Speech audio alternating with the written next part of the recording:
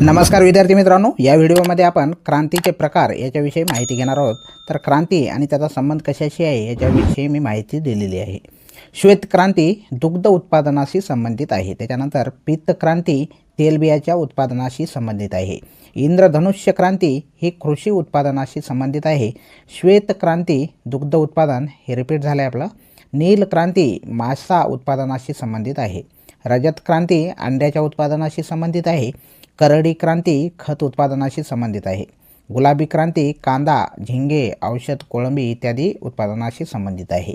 लाल क्रांती टोमॅटो उत्पादन किंवा मांस उत्पादनासाठी वापरले जाते। सोनेरी तंतुक्रांती ताग उत्पादनासाठी हा शब्द वापरला जातो। तंतुक्रांती ही कापूस उत्पादनाशी संबंधित आहे। गोल क्रांती बटाटा उत्पादनाशी संबंधित आहे। सोनेरी किंवा सुवर्ण क्रांती फल किंवा मधुमक्षिका पालन याच्याशी संबंधित आहे। तर एवढे क्रांतीचे प्रकार तुम्ही लक्षात ठेवणं गरजेचं आहे।